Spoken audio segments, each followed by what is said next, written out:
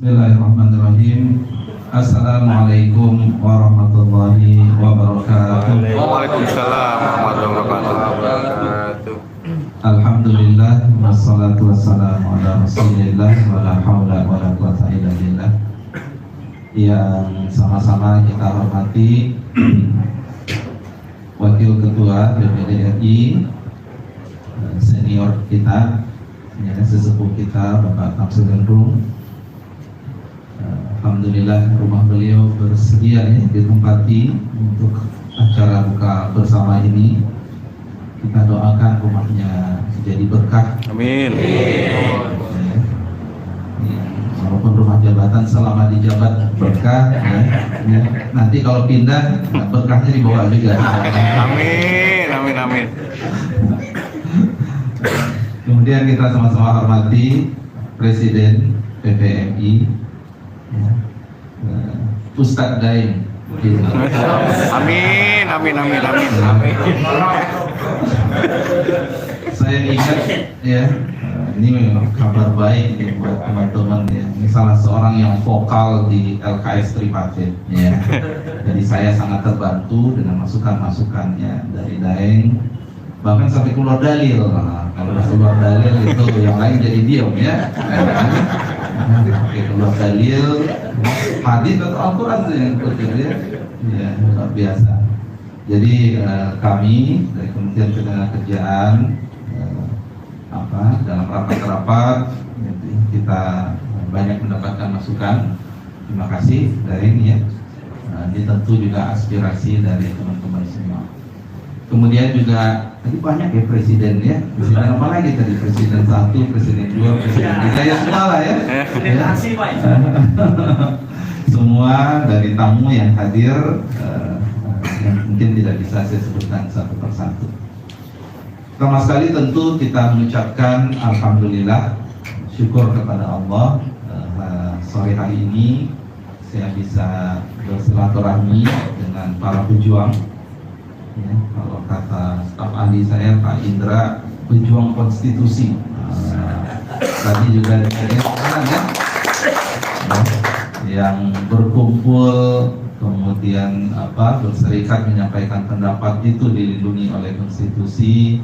Bagaimana perjuangan untuk mendapatkan imbalan dan perlindungan yang layak dan adil itu ada di konstitusi. Bahkan ada keinginan kemudian untuk sama-sama tadi keluar dengan undang-undang ketenagakerjaan yang baru. Ya, saya ucapkan terima kasih karena memang ini PR bersama kita, ya, dan ini memang tidak mudah ya untuk kita bisa keluar dengan satu visi ya, bersama, gitu ya. Apakah itu sesama serikat pekerja, serikat buruh, juga dengan perwakilan dari pengusaha. Gitu ya. Di kita LKS Tripartit Nasional juga ada akademisi, kemudian ada perwakilan dari kementerian dan lembaga yang lain. Itu ini sekali lagi menjadi PR kita bersama. Jadi teman-teman semua, alhamdulillah ya, momen Ramadan.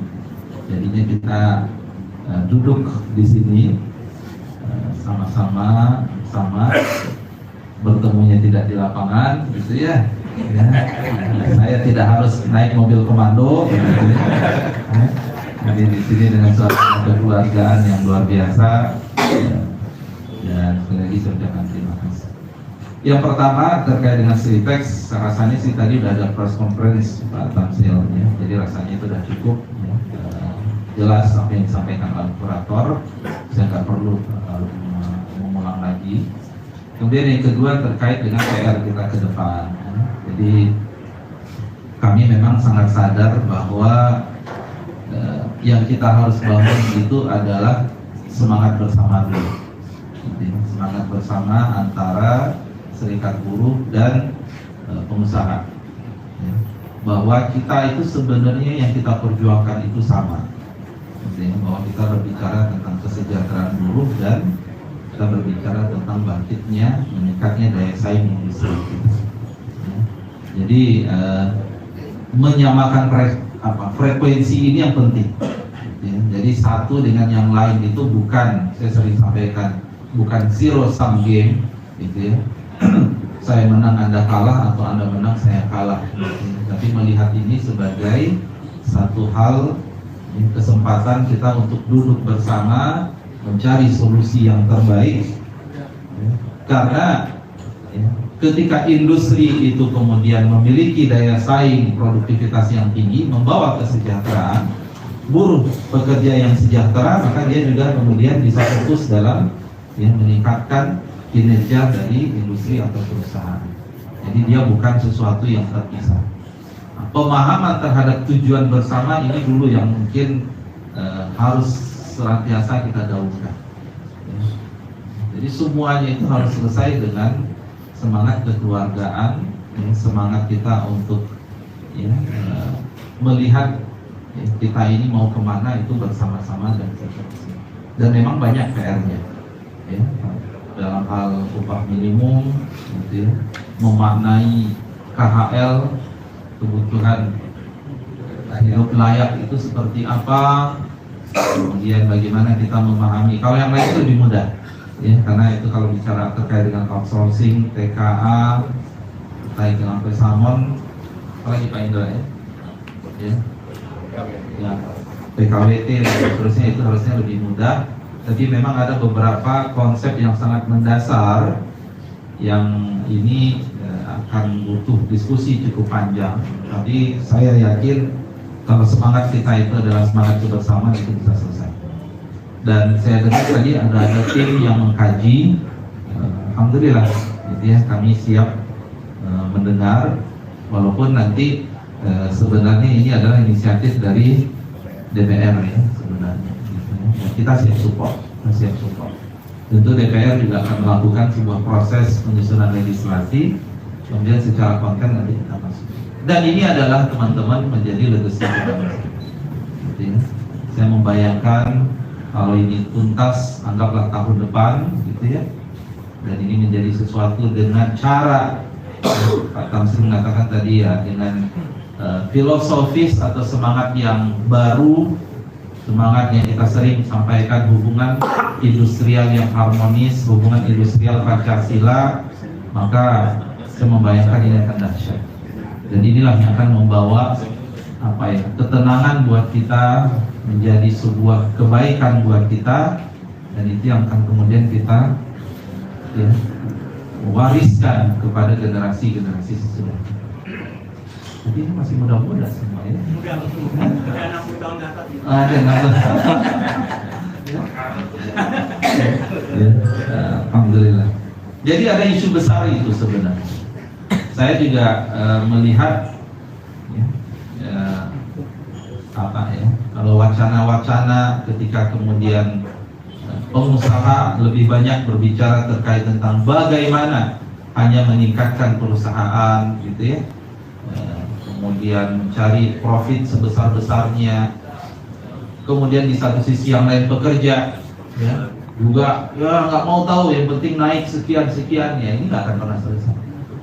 Tadi istilahnya zero sum game, dia kemudian menjadi negatif sum game. Negatif sum game itu yang nggak ada yang menang. Pemerintah masuk di dalam juga salah juga, nggak ada apapun keputusan kemudian tapi tidak memberikan suatu win-win. Yang kita harapkan itu adalah win-win-win semua. Itu yang kita sebut dengan positive sum game. Nah, ini memang PR besar kita, dan kami sekali lagi kita welcome dari teman-teman kalau ada masukan, ada konsep, dan ini akan menjadi konsep bersama. Kajian-kajian kita lakukan, kita undang para pakar, ahli hukum, dan ini juga sambil berjalan. Itu yang pertama, teman-teman. Yang kedua, kami juga butuh dukungan dari serikat buruh, serikat pekerja terkait dengan penegakan norma ketenagakerjaan dan K3 Ini PR kita. Kita juga lihat apa yang kemudian terjadi saat ini terkait dengan pelanggaran norma. Saya barusan dapat video terkait dengan sebuah kawasan industri terkait dengan K3. Teman-teman juga mungkin baru lihat baru viralnya. Masih banyak PR-nya Pak Tamsil. Banyak Pengawas kita itu jumlahnya terbatas 1.600-an sekian ya, untuk mengawasi 2 juta perusahaan. Ya 26 juta malah ya, 26 juta perusahaan di Indonesia. Ya, nah, ini kita punya PR, ya, tapi saya tetap optimis, gitu ya, optimis. Ya, seperti optimis kita nanti ya, ini masalah Spritex, alhamdulillah ada titik temunya. Nanti terkait tentang ojol, saya yakin kalau semangat kekeluargaan itu dikedepankan, kita akan ada solusinya. Ya, kemudian terkait dengan undang-undang dan seterusnya. Jadi sekali lagi Pak Presiden, ya, Daeng, kami sangat welcome nanti ya, masukan. Ya, kita dari pemerintah akan mencari solusi yang terbaik, gitu ya. Dan memang ini tidak mudah. Ya. Terakhir terkait tentang kondisi industri, ini saya lagi banyak ditanya media, gitu ya. Ini badai PHK, apakah benar seperti itu? Menurut saya tidak juga, gitu ya. Teman-teman juga harus hati-hati. Ya. Jadi memang PHK itu ada, gitu ya. Saya lihat data 2024 dibandingkan 2023, coba tebak, lebih banyak PHK 2024 atau 2023? 2023 gitu ya. Tapi seolah-olah sekarang badai, gitu ya. Ya, memang ada beberapa perusahaan yang besar yang yang selama ini kita lihat dia bonafit dan macam-macam kok bisa PHK. Saya sering mengatakan itu adalah kasuistik, kita nggak bisa general. Industri tumbuh. Tadi saya diwawancara oleh wartawan, yang diambil hanya masalah industri kita, PHK itu merupakan dinamika. Konten saya terkait tentang bahwa industri itu tumbuh nggak dimunculkan, gitu ya. Jadi memang seolah-olah ada suatu ya.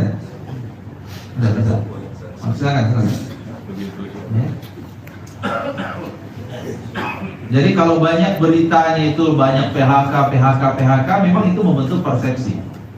Nah, industri tumbuh, ya.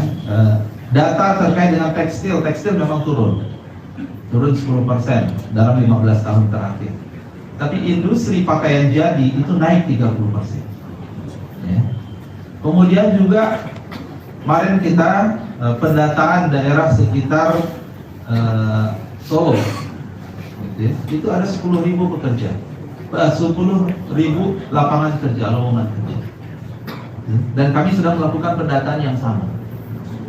Jadi di beberapa tempat, gitu ya, industri juga ya, tumbuh. Sekarang hari ini Pak Wamen ke Garut, ya, ada membuka sekian ribu lapangan kerja.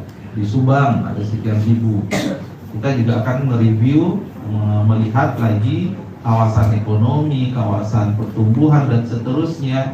Dan itu sebenarnya menunjukkan bahwa ya, lowongan pekerjaan itu, penyerapan tenaga kerja itu meningkat. Ya. Nah ini memang berita ya. Jadi kalau berita ya butuh yang agak-agak sensasi begitu ya. Wadai, PHK gitu ya. Ada data saya kemarin dari anggota legislatif kirim, Pak Menteri, benar nggak 30 perusahaan tutup, 1 tutup pekerja sekian, 2 tutup pekerja sekian, kan 30. Terus saya tanyakan, ini tahun tutupnya nggak ada ini.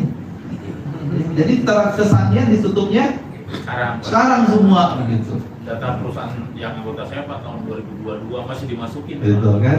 Terus saya jawab, Pak ini harus dicek tahunnya. Setahu saya ini adalah 5 tahun atau 4 tahun terakhir. Itu pun juga kita harus lihat, gitu ya, seberapa. Memang Bapak dan Ibu ada isu terkait tentang pasar global, ya. Dengan Presiden Amerika keluar dengan kebijakan pengetatan ya, terkait dengan impor kan, ya, badan negara dia, gitu ya. Itu ada, gitu ya. Tapi tetap kita melihat sebenarnya kita harus melihatnya optimis bahwa beberapa industri itu kemudian dia juga tumbuh, gitu ya. Dan tadi pagi saya bertemu dengan Menteri Pertanian. Ini saya kasih sampaikan teman-teman ya. Pak Mentan menyampaikan ada 5 program swasembada yang akan difokuskan, sawit, kemudian tebu, singkong, apalagi gitu ya. Dan itu akan menyerap, mau angkanya luar biasa itu, ya, sejutaan sekian akan kerja, ya, tenaga kerja. Sekarang sedang ada rekrutmen 27.000, ya, untuk yang mengelola, istilah mereka itu adalah smart farming, ya, kawasan pertanian, ya, kawasan cerdas pertanian, itu 27.000, ya, pendampingan, bahkan menggunakan mesin-mesin pertanian yang canggih, ya, Alsintan, ya, itu gambaran. Dan ke depan tadi, kalau ini berkembang terus bisa sampai angkanya 1 juta lebih penyerapan tenaga kerja. Sebelumnya kami datang ke Badan Gizi Nasional, ya, Badan Gizi Nasional, kemudian ya, itu sekian juta juga bisa diserap. Tinggal kita sedang mencoba merumuskan, karena akan dibuka sekian puluh ribu dapur. Kami menawarkan ada sertifikasi di situ, ya, sertifikasi untuk yang menyiapkan, dan semoga, ya, perlindungan pekerja, ya, nanti kita akan lihat apakah ini jatuhnya pekerja formal atau informal seperti apa. Yang penting perlindungannya itu kita perhatikan. Kemudian kita ke Menkomdijis, ya, Menkomdijis, kami punya program penyiapan 1 juta, gitu ya, digital talent 1 tahun. Ya. Jadi hal yang begini teman-teman, menurut saya ini kita juga harus sampaikan, gitu ya. Kita silaturahmi dengan, ya, ini baru koordinasi lintas kementerian, ya, belum kami koordinasi dengan lembaga filantropi terkait dengan penyiapan tenaga kerja disabilitas. Kalau jumlah tenaga kerja formal kita itu adalah 60 juta saat ini, ya, berarti 1% dari 60 juta adalah 600.000 disabilitas itu harus kita siapkan agar untuk diserap oleh industri.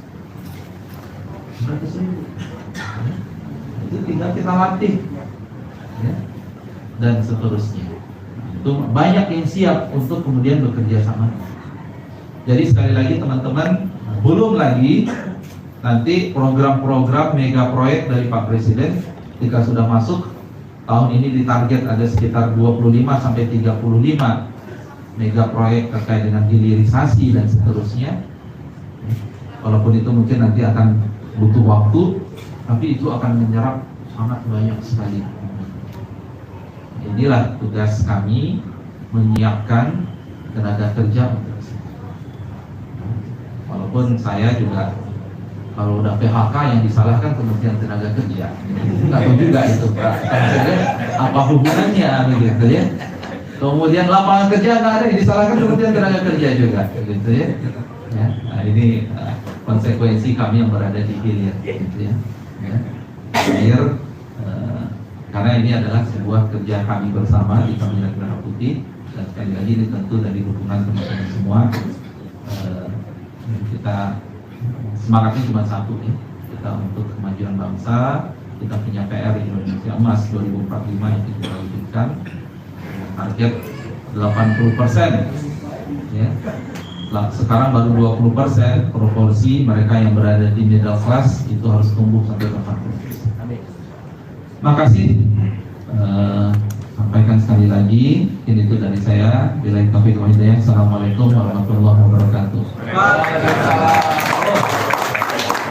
Selamat ulang tahun, harus ada hadiah ya.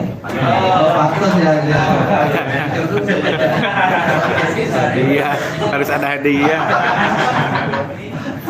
Senang khusus. Enggak disebut kata apa? Oh iya, dan Pak Menteri ini cerdas lah urusan. Masa tinggal jalan-jalan. Kalau pantunnya gampang, jalan-jalan ke Jakarta gitu. Macet. Ya, saya ucapkan selamat Ya, ulang tahunnya keberapa? 27. 27. Masya Allah. Masih muda. Udah layak nikah berarti. Udah nikah kan udah bikin KBMI Pak. Udah nikah, udah bikin konfederasi Pak. Lagi? Konfederasi. Satu lagi tadi Pak. Apa? Minggu lalu ada duta besar Saudi sih. Dia berharap moratorium dan dia sudah siap menyambut 600.000 tenaga kerja dan itu bukan tenaga kerja high yang dia perlukan. Ya itu sedang kita ini kan Pak. Kita ingin mengawal juga sebenarnya kan yang moratorium kemarin itu kan terkait dengan domestic workers. Jadi teman-teman dari P2MI, Kementerian P2MI ingin memastikan dulu perlindungan terkait dengan perlindungan domestic workers ini. Ya. Kalau skill workers sebenarnya itu sudah lama, sudah ada ya. Buka puasa pakai nasi langut. Semakin enak tambah hati ampelan. Selamat ulang tahun PPMI. Mari kita sama-sama berjuang di Pancasila. Amin.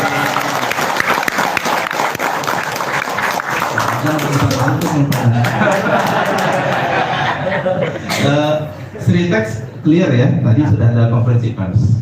Ya, memang tadi siang kita rapat tadi pagi. Menurut saya itu adalah solusi yang terbaik. Gitu ya. Saya senang sekali. Dan ini tentu bukan pertemuan kita yang terakhir ya. Silakan nanti kita bisa bertemu lagi di forum-forum yang lain. Saya sekali lagi akademisi teman-teman ya. Saya bukan politisi, bukan pengusaha. Saya akademisi, teknokrat. Saya sampaikan ke kementerian itu satu.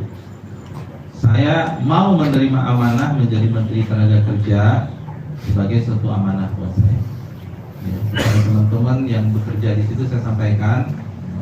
Tugasnya satu, bagaimana teman-teman ASN di Kementerian Ketenagakerjaan itu bangga bekerja di sana. Ya. Saya juga nggak lama, jadi cuma 2 tahun, 3 tahun, gitu ya, paling lama 5 tahun. Habis itu saya akan kembali lagi ke dunia saya di kampus. Ya, jadi menteri itu bukan jenjang karir saya, gitu ya. Jadi ini semoga bisa dipahami dan sekaligus juga, ya, ayo kita sama-sama berkontribusi untuk bangsa. Mungkin itu Pak Tamsil, Pak Presiden, yang mohon izin, ya, mohon doa, mohon support sekali lagi di bulan puasa doanya, masya Allah ya. Sekali lagi mohon maaf, Pak Indra ada yang disampaikan? Cukup ya. Billahi taufiq wal hidayah. Assalamualaikum warahmatullahi wabarakatuh.